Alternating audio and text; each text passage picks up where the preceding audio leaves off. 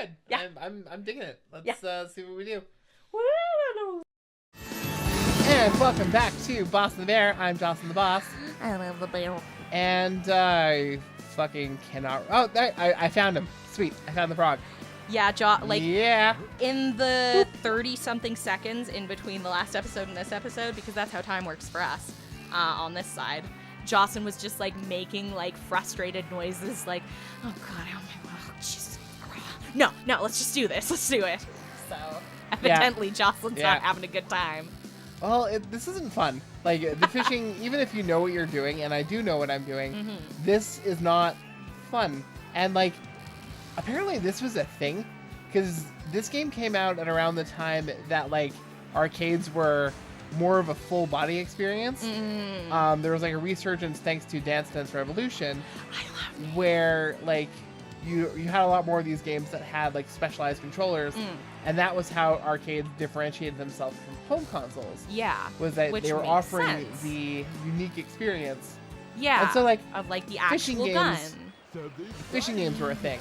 Uh-huh. And so, like, I think the Dreamcast tried to capitalize on that, because there was more than just, fuck, I did that in almost no time at all. Nice. Oh, I love his little shuffle. But there was, like, a whole period of time where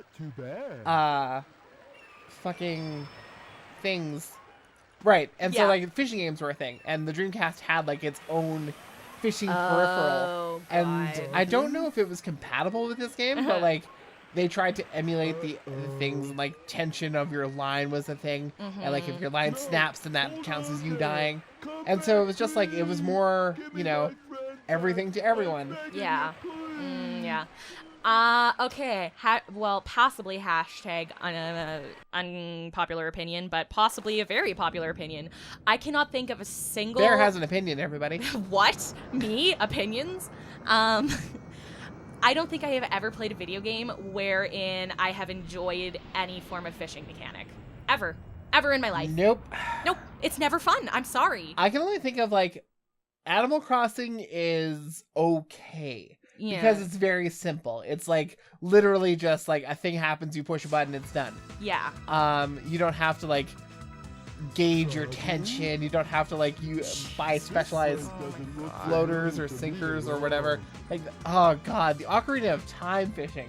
No, worse than that. Worse than that. The Twilight Princess Zelda fishing. Oh no. That you had to do to get out of the tutorial section was just the worst. Yeah, so game makers, can you please just, like, stop doing fishing? Because I have been fishing in real life. I have enjoyed fishing in real life. My father fishes. Like, we went camping and you go out on the lake and it's beautiful and the sun is warm and you have some beers, you have a couple sodas, and you sit there and then suddenly your line goes and it's like this adrenaline rush and it's like, yeah, this is so exciting.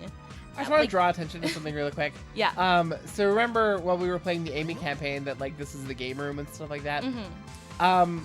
Do you remember me inputting my name for the high score? No.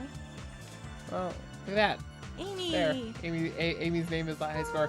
So, like, I imagine that Eggman, like, specifically programmed the ability for, like, any of Sonic and his pals to come play his game. Come play his game and beat him. It's, like, kind of almost a Bowser-like sort of thing. Yeah, like, as time has gone on. Or a precursor to, like, the characterization of Eggman as he appears in the Sonic Boom cartoon, where, like, yes, he's Sonic's arch enemy, but, like, also they're weirdly friends. Yeah, it's kind of... I love the Sonic rivals. Boom cartoon. It's, like, it's literally one of my favorite things.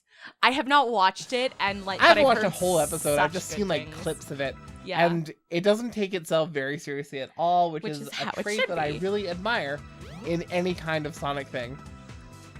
So I got another lure upgrade, so now I can do things. But I miss getting the power thing. Oh, I don't think I can get off it, so, like, oops, I missed an upgrade. Oopsie. Shit. Oh no, what a terrible thing that's happened here. Jocelyn will not get every single secret in the entirety of Sonic Adventure 1. How dare she? Well, I might, anyway. I might yeah. just, like, go back to the big campaign and just because I can, just go get the I'm gonna, like, rod. wake up in bed one night and Jocelyn's just gonna be, like, at the computer, like, very quietly playing Sonic Adventure, just like, sorry, I just had to get that last big I won't, and it's not out of respect for you. It's out of respect for Aaron, actually. Which actually, I have a bad back, and Aaron has like snoring stuff. Like, Aaron and I are disasters of sleeping. Like, we should be like, no, it's not a good time ever. So Aaron actually sleeps in the bedroom, and I usually sleep on the couch. So like, you wouldn't even be bothering me. You'd like open the door to my house and like see me on the couch covered in cats and be like, what? Are Bear and Aaron having problems in their room? No. We just like I kick and move around constantly, and Aaron This snores. is a thing, right? Like, they've done studies about this, and couples that sleep in the same bed tend to be less happy with their relationship than couples that don't. Because sharing a bed is actually disastrous for your sleeping pattern. Yup. Unless you have like a king size bed that like a really good one. But like, if you're like me and you enjoy cuddling in the middle of the night, that's really not conducive to a good night's sleep. Yeah. And it's funny that like no one really knows this. Mm-hmm. Well, because it's not very romantic, and pointing it out kind of makes you a buzzkill. And so, like, I don't point it out. I just kind of let it be its own thing. Yeah. But, like, in the meantime, my partner and I are, like, getting the worst sleep of our lives together sometimes. It's a problem. Especially for her. She won't say it's a problem. And I'm sorry for listening to this. But, like, I always feel guilty. Because she always tells me that, like, oh, I didn't sleep very well last night. And I'm always like, it's my fault. I'm sorry. Because, like, once you realize that, like, you can sleep you can't in separate unknow beds. it. Yeah. You can't unknow. And, like, this is the thing. When I had a job that had me working nights, like, that also is disastrous for your brain. Yep. Your brain needs its sleep at nightsime. There's a reason why we evolved the way that we did. Vitamins and shit. From the season. Because of vitamins and shit. Vitamins and shit, you know. Science. Where the fuck is that frog? Anyway. I'll be back. Oh, there it is. Over yeah. There. What was that? Yeah. And, like, so having this night job was disastrous for me, and it was, like, making everybody at work depressed and anxious and on edge all the time, and I know why, and I can't pretend I don't know why. I don't have the luxury of pretending. Oh, come on, man. Son of a gun. There's a way. By the way, if you ever watch the Game Grumps playthrough of this, what they don't know is that to hook it, you have to hit down on the analog stick.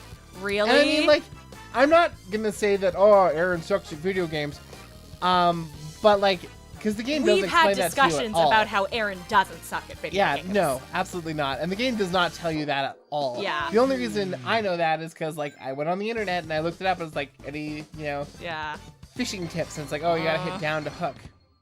Yeah. Anyway. So that's why.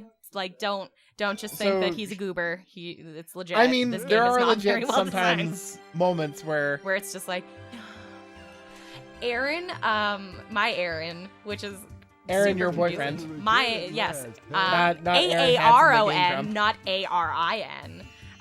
Watches the Game Grumps play Kirby's Dream Course a lot, and like Aaron has examined like the system of that game a lot, so he's like really into it. And every once in a while, he'll like watch them start a level, and my Aaron will instantly be like, "Oh yeah, I know exactly how this level's set up and how you're supposed to like beat it." And then just Aaron and Danny are having fun and having their time, and they do something completely different, and Aaron's just like filled for like 20 seconds with inarticulate rage. Well, you've mentioned this to me before, is that your Aaron has trouble with backseat gaming quite a bit. And he does. Aaron is not allowed to watch me play any form of first-person game ever, because like I literally am 20 seconds away from punching him every moment. Like, what was it? I think it was like Fallout 3 or New Vegas or something, and he was just like, "Why are you doing it like that?" And it's like, "Because I want to!" Yeah. It took me a really long time to like get the hang of first person on a console. Oh god, I don't play first person games on consoles ever. Well, like when the dual stick thing was first a thing, like I'm sitting here holding a Dreamcast pad and it doesn't have the camera stick, right? It only has the one stick. Yeah. There was a first person shooter game that I had a demo for that came with like a copy of official Dreamcast magazine or whatever. And like, if you can believe it, the movement controls were the face buttons. What? What? And your aim was the stick. No. And your shooting was the triggers. What? And so you'd like move with like the Y and X and B and A. Okay. And that was your movement, like kind of functioning as an auxiliary D-pad on the other side. And this was so like they knew they had the idea of like how to do it.